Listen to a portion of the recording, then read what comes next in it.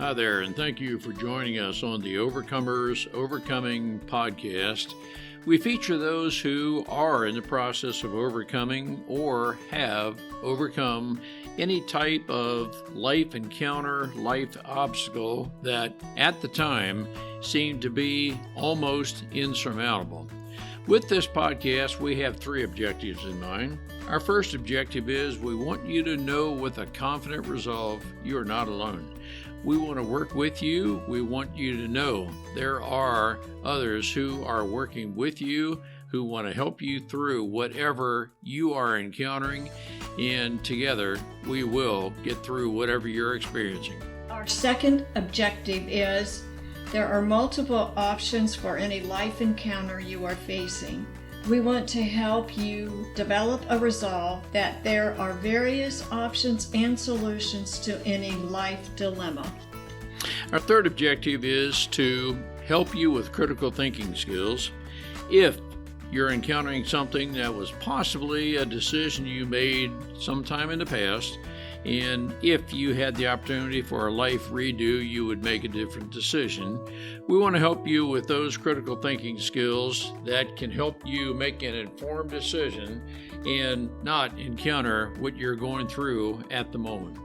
We are the Cooper Culture, a veteran-owned business. We work with business personnel and families to develop and sustain connected relationship cultures within their families and organizations. That type organization is one where people feel wanted, appreciated, and genuinely a part of that organization. I'm with my wife and business partner, Marty, who is helping me facilitate this podcast. Today we feature Brittney Phillips, who discusses blended families. She experienced a divorce that she did not want. It was a matter of how things turned out in life. She is moving forward with a blended family, having remarried. Her husband was divorced and with children. It is a matter of helping families develop blended families. When you have children, each from different marriages, you're remarrying.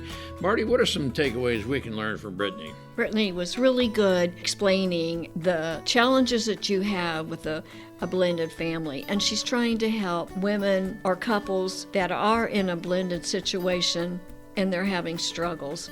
So I appreciate her willingness to help people. Not having been there, I have no idea what it's like, but I'm sure there are very stressful times and you just have to work through it, and she knows how to help people work through it. I do believe it is a matter of being willing to adapt to, show empathy for those that have blended families. Let's work with them to adapt to a new life. Let's listen and learn together. Brittney, great to have you with us. You have experienced a bit of a, I'm not sure you call it traumatic background, but maybe a less than desirable beginning with a divorce, and you had a toxic relationship through that, and you have taken the very best of what was a less than desired beginning, and you're helping others to avoid and maybe choose a mate and learn how to get out of a toxic relationship, something like that. But Brittney, thank you for your past, I would say, and taking the very best of that and moving forward. It's great to have you with us. Hey, thanks for having me. It's nice to be here, and I love to share my story. So, what is it about your story? Brittney, can you give us a 60,000-foot view of your past? What of that past are we taking forward to help others? yeah. So really quickly, to keep it short, I was in a marriage for about 8 years. I didn't know it at the time, but it was very toxic. It took me a few years to get to that point to realize that it was really unhealthy, but was able to get out of that relationship with some help from my parents. I found myself as a single mom back in the dating world. And that's when I met my current husband, who he had a son at the time. And we thought, this is going to be great. We have the same values, the same visions. Let's do this. Let's make a family. Our kids were super young still. So we got married. I moved into their house. Despite all our best intentions, everything was really hard. And it was definitely a learning curve, caught me off guard. There are things about blended families that are very different than a traditional family, and I was not ready. I was not prepared for that. Long story short, we've been married over a decade now, and I help moms and blended families as they go through that transition, as they're changing from unhealthy relationships, trying to shift it to healthy patterns and healthy new beginnings, and not get stuck in that same cycle that they might have been in before. Let me ask you maybe what you learned about your past, dating and so forth. Maybe having looked back in with no intent to blame or anything, but let's just assume you learned what to look for in a man, his values, you mentioned that. How do you know in hindsight, and I guess maybe just slightly, as you look back on your first marriage, if you'd known then what you know now, Mhm. could you have seen coming what the end result was? That's a tough question because I've thought about this a lot, and I honestly don't know.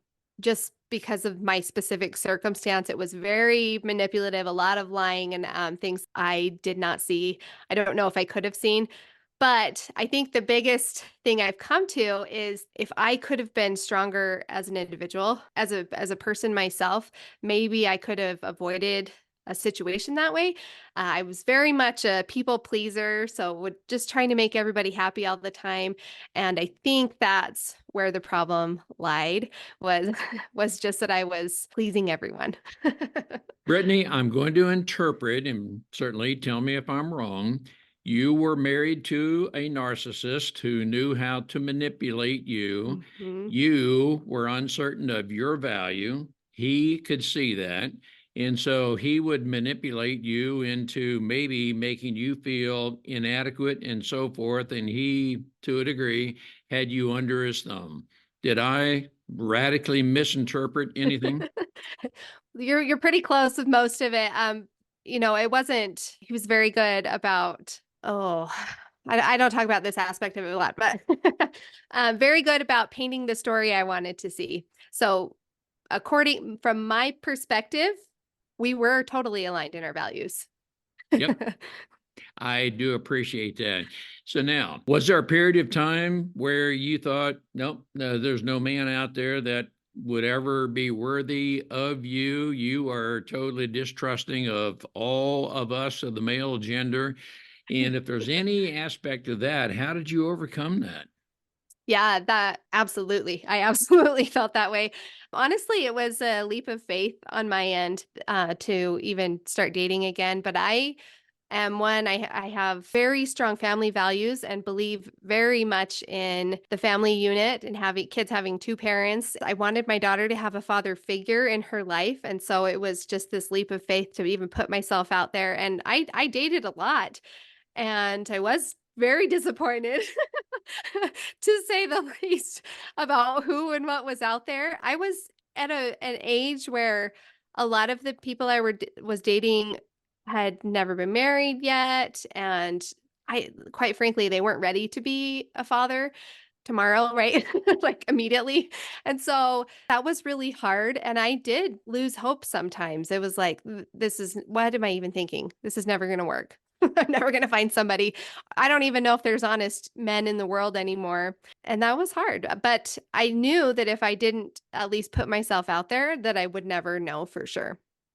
Brittany, I want to ask you, as you were dating, did you recognize things in other guys that you had in your husband? In my previous husband, Yes, yeah. yeah, yeah, lots of red flags. And a lot of it, some of them were unimportant, but were very triggering for me. So really silly things like, oh, they had a motorcycle. Like panic. Like that doesn't necessarily mean anything, but it was triggering for me at the time. So there was a huge healing process going on through that whole dating era of my life. But you had to recognize maybe the negative. Yes. And sometimes I think women go back into the same thing. Hmm. Hmm. So Yeah, there was actually one in particular, as you're asking me this, that I thought of. That there was one guy who bought me flowers the day he met me, and he like started doing all these really nice things, and I was like, "This is not how it's supposed to go." I could put a word to it now. I didn't know it at the time, but it's love bombing, like showering me with with all the things, but it just felt a little bit off. And so I had to start trusting that intuition, trusting my gut and myself. I'm curious, your current husband, did you date him much longer than your first husband? Actually, no. Okay. No, I was definitely aware of very important differences. And I'll give you a really brief example, but when I first met him, my current husband, we met up at just a restaurant that was kind of in between our two homes because we didn't live super close. As we're chatting and talking over our food, he's like, I've got to tell you something. I'm going to be really honest with you. And I was like, oh, okay, what's coming? I wasn't ready for this. He's like, I'm actually dating someone. It was kind of a long story, but they'd broken up and then gotten back together just a few hours before our date. And he's like, I didn't want to cancel last minute on you, but I just really wanted to be super honest with you. I didn't want that to be something that might come up. He's like, but I think you're cute. And if I could keep your number just in case. And honestly, like everybody that he tells that story to, they're like, that was the dumbest thing you could have done. Why would you tell her that? And in my mind, that was the greatest thing he could have done because I was like, he didn't have to tell me that. He was not obligated to tell me that, and he did. And so this person is like overly honest. Like I can trust this person. Where that was my biggest challenge in my previous marriage was I couldn't even trust the person I was married to at all. So that was a huge green flag for me, even though it was weird and a little bit odd. We didn't talk again for a few more months until that relationship didn't work out, but it was huge green flag for me. Like, wow. Trust is a huge factor. I know it's very personality dependent. I know between Marty and me, I automatically want to trust you on a 10 point scale. I want to assign you a 10, and you have to work your way backwards. Where with Marty, she starts out with a 0, and you got to work your way up. Yeah. But Brittney, I'm going to interpret that you knew how to assess a prospective mate's values. By your testimony, you didn't date your current husband a long time, but you knew what to look for, and yep, you've got it. Yeah. Yeah. And I was working with a therapist at the time too. And so, right, like that was important that like I need someone else's perspective. I'm not quite sure I totally trust my judgment at this time. And so I did. I would bounce things off and say, this is what I'm seeing, this is what's happening. And so she did help me and guide me through that dating process. Okay, now blended families. Okay, it's the two of you. You Mhm. knew you had to be compatible, but he had a son, and did you have children as well? Yeah. So I had a daughter and he had a son. They were 6 and 3 at the time. Okay, now just curious. Do they automatically, the children, like each other, or is that something, well, you got to mix the two together to see if there's compatibility? How does all that work? Yeah, great question. So as we were dating, when we finally introduced the kids, they got along great. We'd meet up at the park and they play really well. We thought, oh, we're set. This is going to be so easy. Something about the act of getting married and moving in together, all of a sudden the kids were not okay. And a lot of headbutting and like they were both only children, so not used to having a sibling around all the time. One is with us 100% of the time, the other one's going back and forth in between homes. Just a lot of change, having to shuffle rooms around so we can fit everybody in the house. Those types of things are going on too. I will tell you up front, Marty and I have not experienced divorce. And so I'll ask you a lot of very elementary questions, but I'm just going to assume leading into this question, custody of children, you're the sharing and so forth. And I divorced you for reasons I believe were right, but you still have to be with each other some amount of time. And your children, I guess, are looking at, okay, the former spouse, how do you two relate to each other? I'm guessing all of this, the kids are very formative and they want to know how you're getting along with, okay, he's still my biological mom, dad, and so forth. Brittney, I apologize. I'm not even sure I know how to ask the right question. Well, it's very complicated. We'll start with that. There's a lot of big emotions that come up. This is honestly trying to co-parent with an ex-partner is one of the biggest struggles that I see with my clients. How do we make this work? Like, how do I let go of this anger and resentment and fear as I send my child to their other parent's house. Yeah, you're exactly right. Usually there's a reason that we're divorced. And so, that reason is still there and I'm sending my kids, but it takes very intentional and conscious work to put your own feelings aside and really say what is best for our child. If both parents can do that, put their own personal feelings aside and say, let's figure out how to give our child the best environment here. That's where you can win. Now, if you're dealing with someone has got big narcissistic tendencies, it's going to be harder, and you're going to have to be careful how you respond so you're not feeding that narcissism. Is there an aspect, I want to ask you this, if a person divorced their former mate because, I mean, you betrayed me and man, I can't get over this. You did Mhm. me dirty or whatever the term may be. And they're still hanging on to that. It's almost as if, and I'm picturing, and this may not happen, but with shared custody. I don't even want to be in the presence of my former spouse. I'll have you walk a block before I even look at my former spouse, kind of thing. And again, I know I may be talking something that never happens, but I'm just envisioning this kind of, let's say, hatefulness. Maybe it's lack of forgiveness could be Mhm. a very dominating factor. Oh, yeah, absolutely. And the thing that most people don't recognize is how much that affects the kids. When you're filled with hate, that's one thing, right? Trying to forgive that person. But your kids can sense it, especially if you're talking about their other parent. Like that's like a knife to your kid's heart because that's part of them too. Their other parent is a big part of who they are. And so it complicates things if we are not able to humble ourselves a little bit and step back and say, what really matters here? That would seem to be very important. Taking that maybe a step further, I am aware of some families who purposely denigrate their former mate in the presence of the children. They've got them isolated.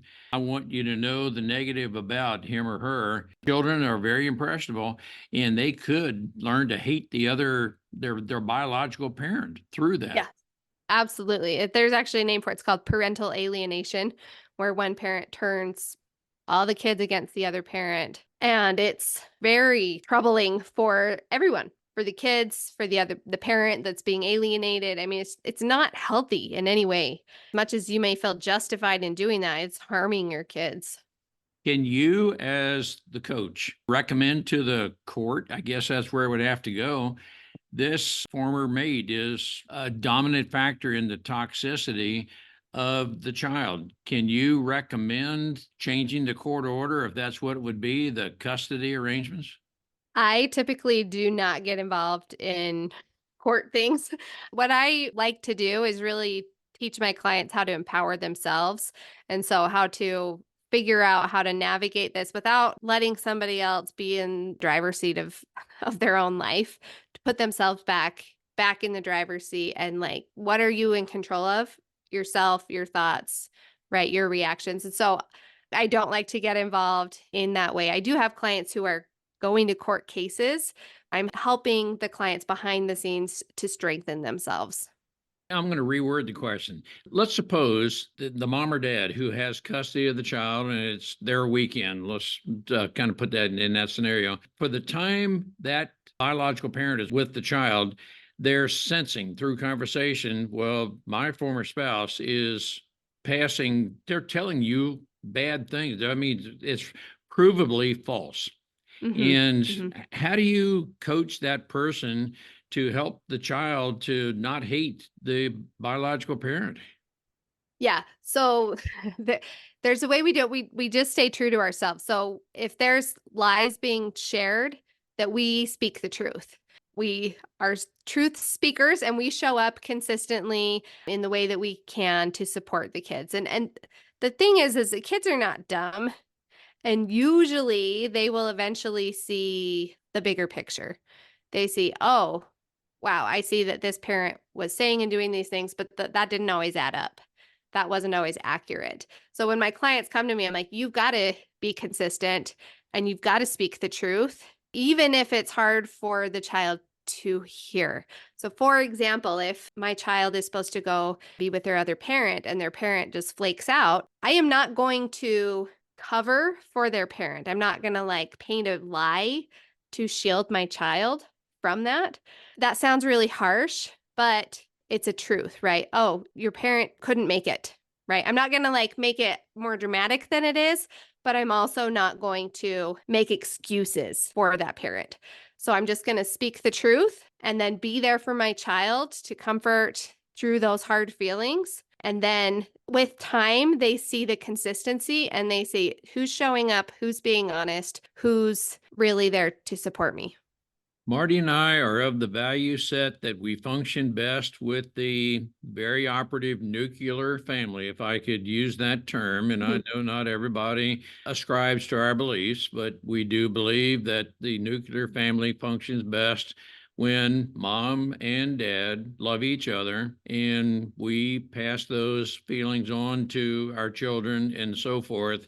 I know what could happen is a person feels they're unworthy because mom or dad are no longer with us and I feel abandoned. Mhm. I'm rambling here a little bit, Brittney, but I know there's some people, there's some children who feel neglected, isolated, even though they're under the same roof. But you're paying more attention to somebody else, or at least you're not giving me what I need. Am I making sense with anything I'm saying?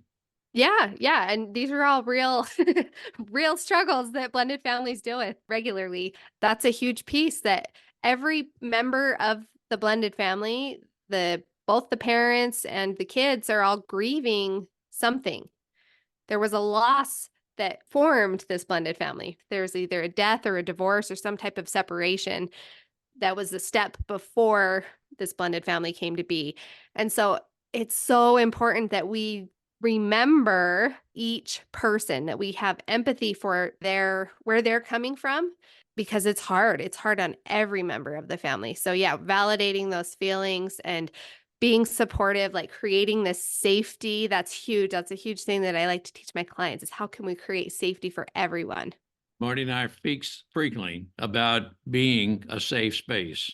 There are people who are withholding and so forth, and we might be able to sense it, but they're not going to tell us anything until we prove ourselves to be a safe space. And so we Yeah. are strong advocates of that, knowing we're not going to gossip against you. We're here to help you over.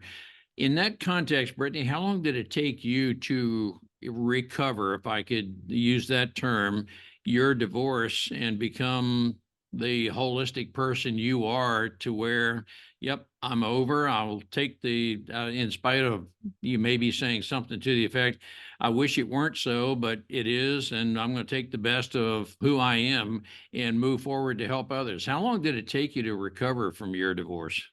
Oh, that's a hard question. I don't know if I could put a time frame on it because it's not been like here's where it started and then here's the ending. It was more of a really slow transformation. Yep. And I totally believe that healing is a process. Like, are there still things I can heal from? Absolutely. Am I still triggered by things from my first marriage? Yes, I am. A decade later. Do I wish it was different? Yes, but I believe there's purpose in it. So I don't know. I don't know if I could say check off I'm healed, like I'm all done. So I don't know how I can't give you a solid answer on that one. That's really what I was wondering, Brittney. I guess I would process what you're saying. You never totally recovered from. There are still any number of things that could activate memories and so forth. I mean, you're largely on the good side, but you know how to manage any flashback, if that's Yeah. an appropriate term.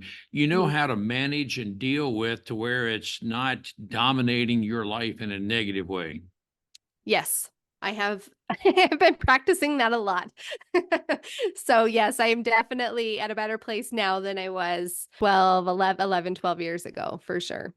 So for the person who is just divorced or man, they're in a toxic relationship, is it maybe accurate to say it could take you many years to get over your raw feelings kind of thing?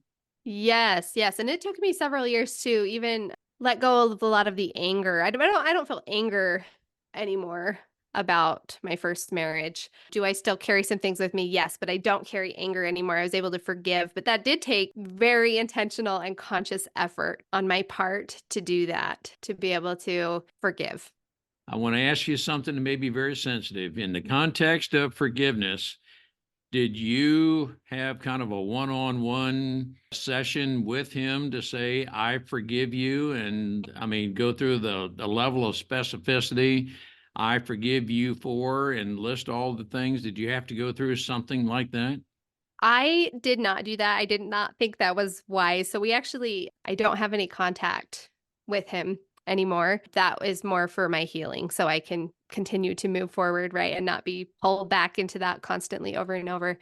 And so, no, that was not between me and him. That was more between, and I don't know if you're okay with me going this way, but that was a conversation between me and God that I had with him. Brittney, thank you. Marty and I are faith-based. Jesus Christ is our Lord and Savior. So I just want to tell you that unabashedly. And we do believe our faith in our Lord can bring us through some very, very difficult, trying times. Yes, I'm very aware there are a lot of different opinions, deeply held, on divorce and so forth. We are not advocates at all of staying in a very toxic, emotionally or physically unhealthy relationship. We're not advocates of that at all. But no, thank you. Okay, your faith brought you through a lot. Yes, absolutely. I don't think I would have made it through without.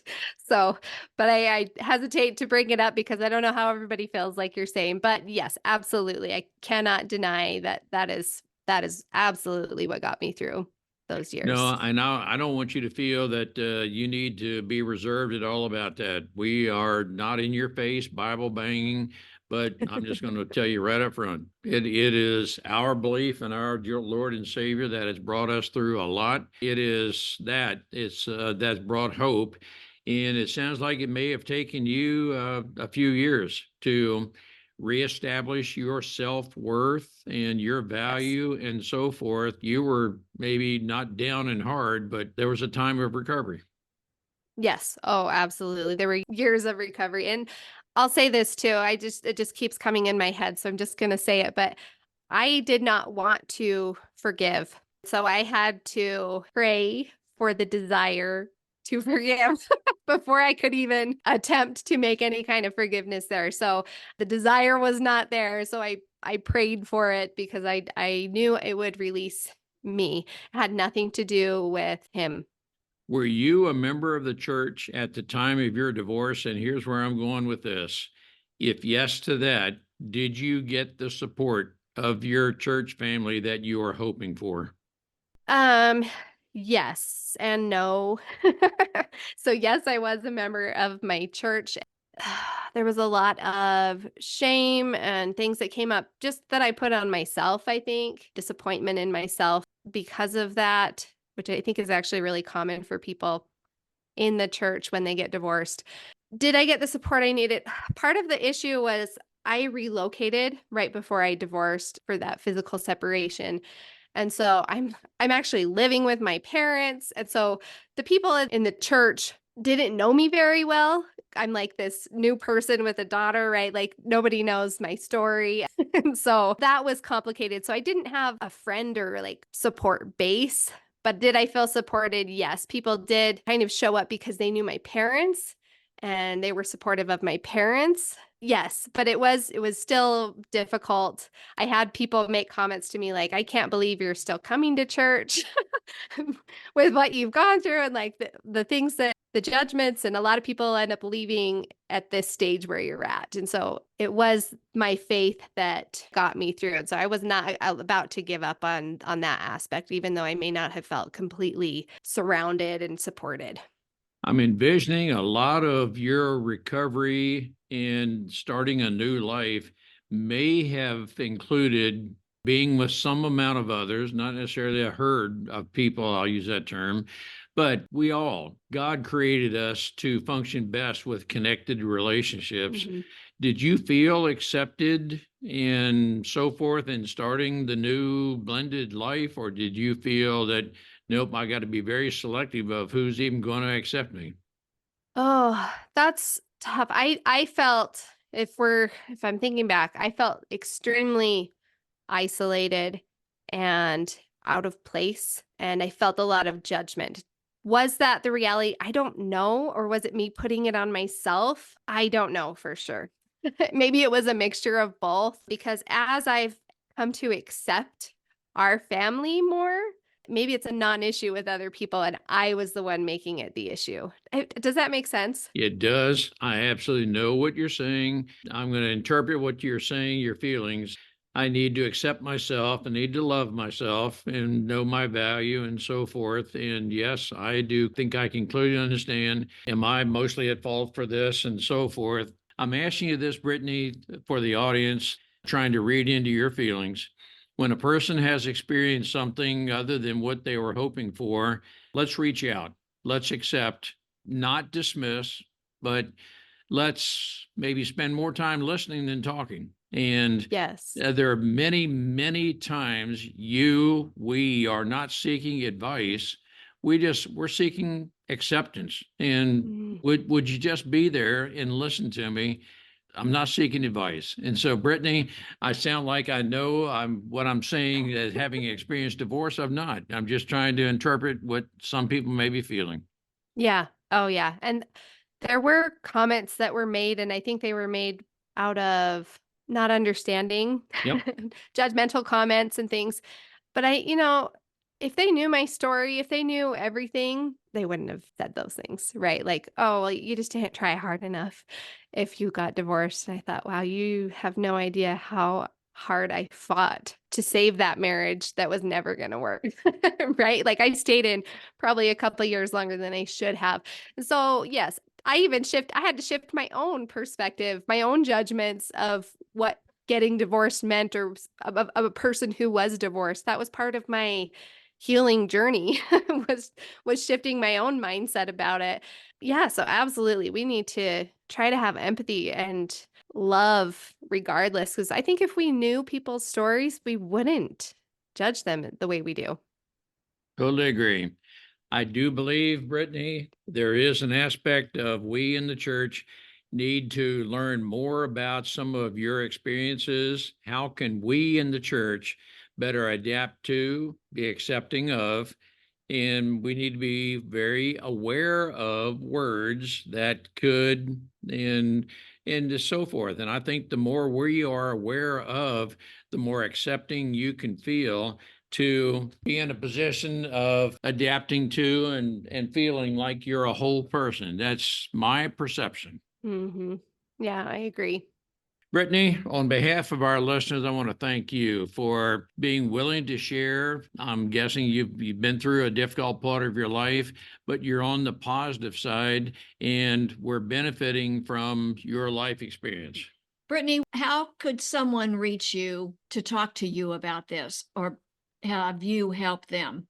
Yeah, got a website. It's blendingbravely.com. You can also find me on Instagram or even TikTok. My handle is It's Me, Brittney P.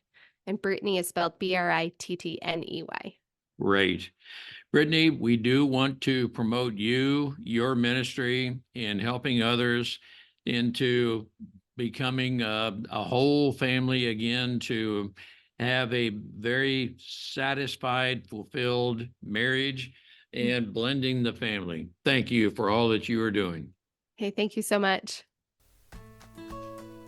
We appreciate having the opportunity to share our and our guests' life experiences with you.